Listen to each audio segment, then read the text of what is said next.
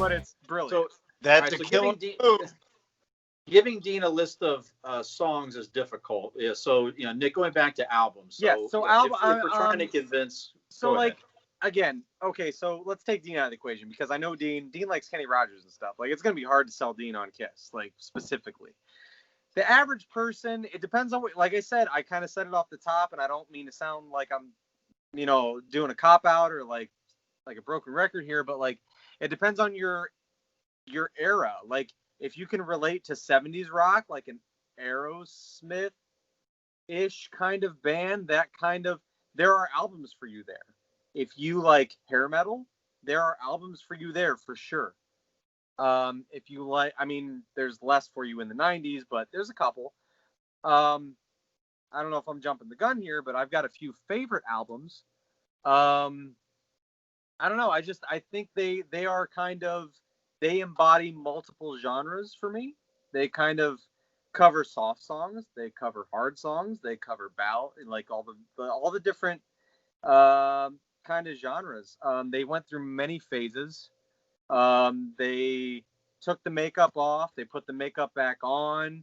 There's many themed albums. To sell Dean specifically on Kiss, it's hard to. I'd have to really look at. I would have to lean towards Destroyer or Love Gun as albums. Yeah, but they're good, solid, 70s rock albums, and I think that would fit most in Dean's wheelhouse. Okay, I've got a couple questions. You two answer these for me. Whoever wants to take these. I am a big fan of singer-songwriter. I want to hear lyrics that tell a story. I want to be moved by a song. I want to know that by the end of it, I want to go, I was just told a story. Go. You will not get much of that from Kiss. You will not get much of that from Kiss. I beg to differ. I feel shit, man. I feel it.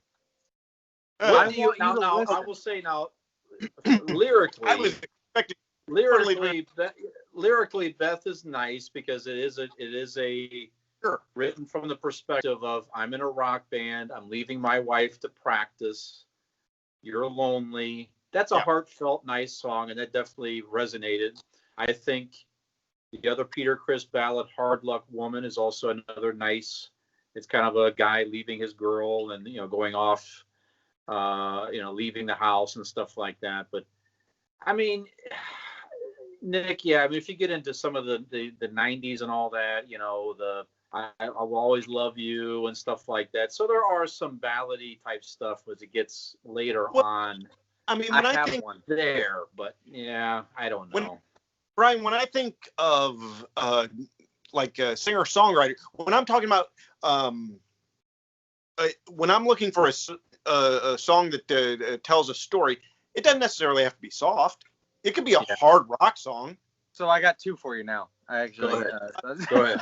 So Schism by Tool is a hard rock song, but it if you listen to lyrics, tells a complete story of a relationship. There is nothing better than getting high and listening to Lateralis by Tool, the entire album. That's the best experience ever. That's another episode, ladies. That's another episode. Yeah. So if you want to hear a story, okay, let's start at the basics, right? You want to hear a story? Let's hear it. I want you to go to my favorite album by Kiss, which is probably unpopular for Brian because it's not. It's a more recent one, but it's an 80s album. It's Hot in the Shade. It's my favorite. Hide Your Heart is a storytelling song. Okay. It tells a story. I don't know how heartfelt. You can decide that.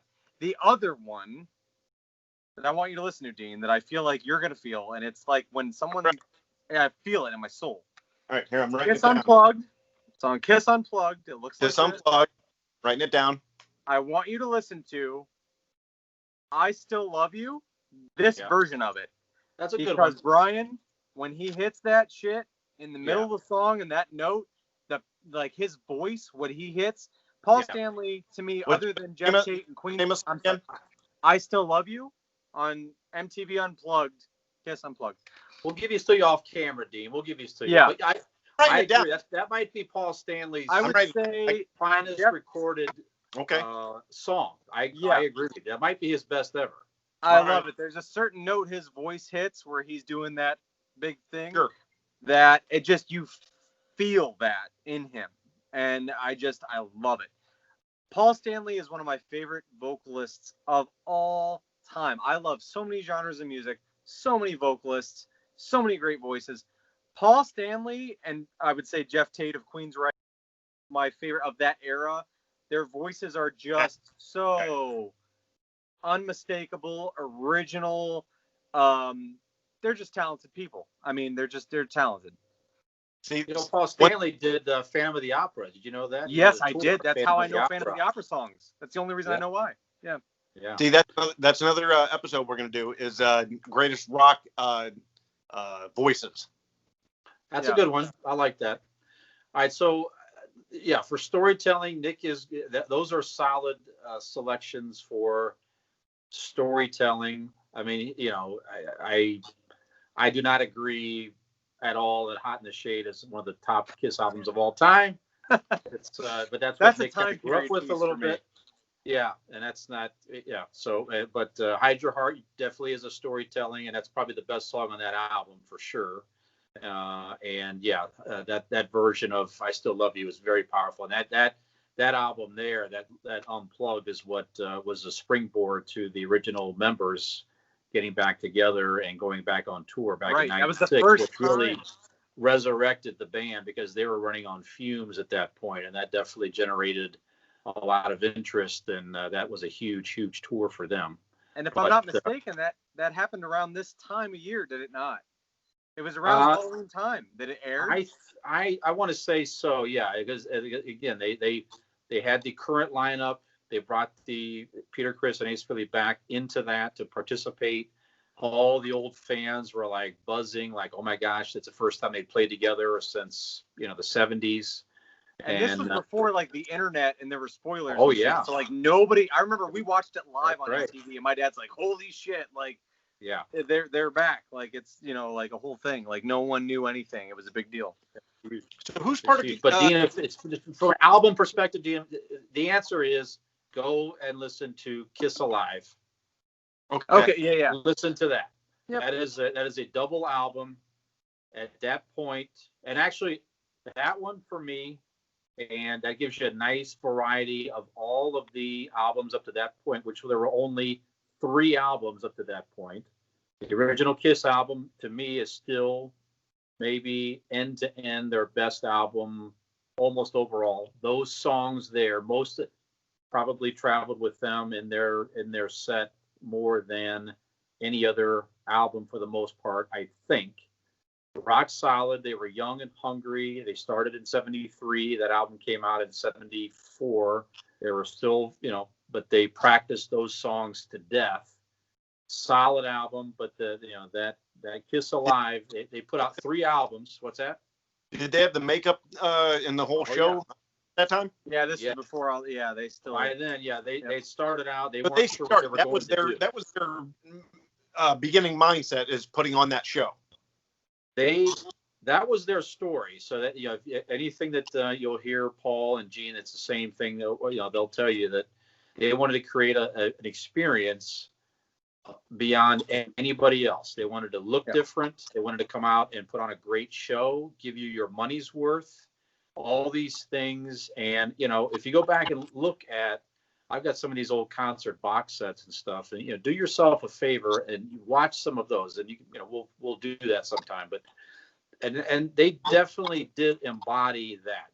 They gave you your money's worth from a concert fan's perspective. I mean, Paul Stanley's banter in concerts probably one of the worst of all time. I heard some of y'all like vodka and orange juice. Yeah, that's horrible, terrible. And actually, do yourself a favor, Nick. Nick, find this. Someone shared this on Facebook the other day. It was 5 minutes of Paul Stanley banter. That's all it was. No music.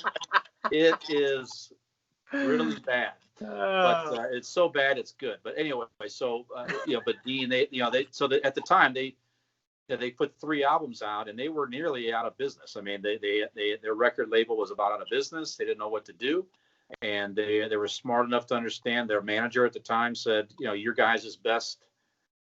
We can't. It's hard to recreate your concert experience. That is what people need to experience. They need to see it. Once they see you guys, they will be a fan. But how can we replicate that on an album? And they said, well, let's do a live album. At that time, that was unheard of. They did a double album, some of which is recorded in Cleveland, by the way. Double album. At that point, and there is some questions around, was that before Peter Frampton? That was before Peter Frampton, I believe. This was 70. Okay. Hold on. This Kiss Alive was 75. Okay. And a double album, live album was, no one had done that at that point, I don't believe. And there is discussion, how live is it? They did the over double lot of stuff, but whatever. But at least they give you what? At least they give you the experience of playing live, regardless of how. Right. And that album to this day is their highest selling album at 9 million copies. Without that album, there would be no Kiss. There probably would be no Casablanca record album or label as well. So that took them to another level. And honestly, Dean, really the correct answer is you should listen to the first 3 albums: Kiss, Hotter Than Hell, which is a very raw album full of Ace Frehley, the lead guitarist, and his feel is all over that. His style's all over that album. And then Dressed to Kill. Then the Kiss Alive. If you listen to those 4 albums and you are still not a Kiss fan at all, then in my opinion, you're never going to you're never going to like them musically, because you wouldn't even get them to Destroyer or Love Gun. You would miss. That's not necessary. Destroyer, no. Well, honestly, for me, you can make an argument for anything with Ace Frehley on it. To be honest with you, the early ones. So Kiss Alive. I'm with you. Kiss Alive, Destroyer, Rock and Roll Over, Love Gun. After that, they fell off the rails musically for me. Because Destroyer has a lot of songs. That's where you're bringing a new fan in with familiarity. You have Shout It Out Loud. You have Beth, both on Destroyer. Detroit Rock City. God of Thunder's on there. King of the Nighttime. As a side, that goes to Kiss Alive 2. That Kiss Alive 2 is a solid album as well. That's where you're bringing a new fan in with familiarity. You have Shout It Out Loud. You have Beth, both on Destroyer. Detroit Rock City. God of Thunder's on there. King of the Nighttime. As a side, that goes to Kiss Alive 2. That Kiss Alive 2 is a solid album as well. That's a good experience. It is. All those early ones with the original 4, Dean. Once they got too big for themselves, and this is where it's unfortunate for me, they got too big for themselves. Drinking, drugs. Ace is pretty much an alcoholic back then anyway. The lead guitar player. No, but once it kind of fell apart with Peter Criss, and then when Ace eventually left, then you get into music from the Elder, and then Dynasty even was barely, that was more disco. A couple good songs on there in the '79. Wait, hold on. 2,000 Man's on Dynasty. Ooh. Hold on. Sure know something. A couple good songs on Dynasty. What's that? Disco album? That was the one. You actually know that song too, Dean, and I don't know if you'd know it by the title. It's called "I Was Made for Loving You." Oh yeah. That is their disco song, and actually, there's a movie, Detroit Rock City, that they, I think Gene had something to do with the making of. But they're in it, so obviously he did. But there's a scene in that where they pick up some hitchhikers that are into disco, and this is back in the 70s, so they're too cool for that. They're metalheads, and they were like, you know what? What I think the line is, disco's so big right now. I'd be surprised if Kiss doesn't do a disco song someday. And he goes, if there's one thing that Kiss will never do, it's a bullshit disco song. And it's kind of a tongue-in-cheek laugh at that, because one of their big singles was a disco song.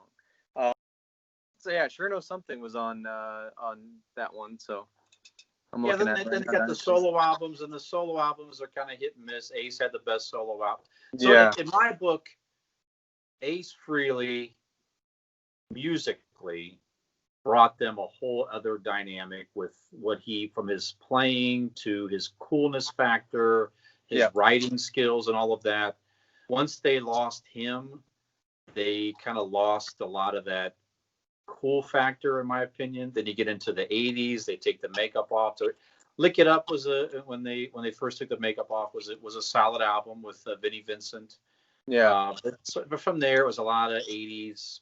I remember pop, hair metal type stuff, and then honestly, to me, they never really found their way musically again until '92 with Revenge. It got a little harder again. But honestly, the two new albums, the last one was in 2012. Monster. It just didn't do anything for me. And their set list of their tours for years is predominantly the old original stuff. So musically, the classics is probably the best. Go ahead, Dean. Statman Brian Fisher. I need to know, when did the makeup off? The makeup, Unmasked 1980? It was 83. Do you have a nickname? Do you have a nickname? Did I ask you? No, I asked Statman. All right? You're not the Statman. I'm sorry, I overstepped. Fuck me. No. That event was popular at the time. That was a huge MTV. They knew that too. They did that live on air, didn't they? Yes, I remember. Yes. That is one thing I remember about Kiss being a kid was they had all of the blacked out faces. It was like a week of promos of them walking down like regular street clothes. You could see big girl hair. But you had like all of the blacked out faces, and like coming Kiss without the makeup. It was a huge thing. And then hell, I think even I watched it live. Yeah. When they debuted. Jimmy Jackson, the original VJ, did that whole thing for MTV, and that was definitely a huge event. I tuned in for that for sure, and that got them some mileage for a while. And then once they got reunited, that really that generated renewed interest in some of the long-term fans, and then with us. So I don't know where I can really convincing you of a whole bunch else other than you should go back and listen to the classic stuff.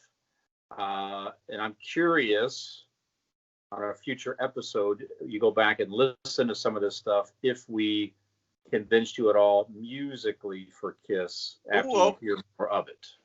I think we will. And for specifically, I'm telling you, I feel like you're gonna like the Unplugged one because I know you like acoustic stuff. Sure. That one's gonna hit you for sure. Yeah. It's just very heartfelt and good. And that's what I think it is with music, is you have to feel like you have to connect with it on some level. Like that there's someone that is singing those words that's genuine. And that's why, rock music and all its various genres or indie rock or whatever, like things hit you because sometimes people, and I don't even believe this is true because I like a lot of pop music, but a lot of people look at pop music and go like, oh, they're just trying to sell records. Well, that shit starts from somewhere. Like someone felt that somewhere. And so like, I think, and especially in that acoustic performance of that, I feel like you're going to feel that. Like I feel like you'll like that song. If you don't like any other Kiss songs, but I feel like that's a good song for you to listen to because I think you will actually like that song. I mean, much as you guys talking about, I actually am looking forward to playing that. Yeah, at least do Kiss Alive, and then let Nick. Yeah, Kiss Alive. The acoustic album is great. Okay. And then whatever else Nick says, but you listen to those couple albums, you tell us what you think. Yeah. We're curious there. Okay, so those two musically are good, Alive and Unplugged. Yeah. There you go. So musically, we think you'll get one over there a little bit as far as those are concerned. Not so much the newer stuff, in my opinion. Sure. The 80s stuff, some of you had one or two decent songs on the 80s albums. That's kind of it. They were whatever. Still... Hot in the Shade is fantastic, front to back. Silver Spoon, Betrayed, Hide Your Heart Prisoner. Come on. I don't recall the last time I heard that album start to finish. Okay, so now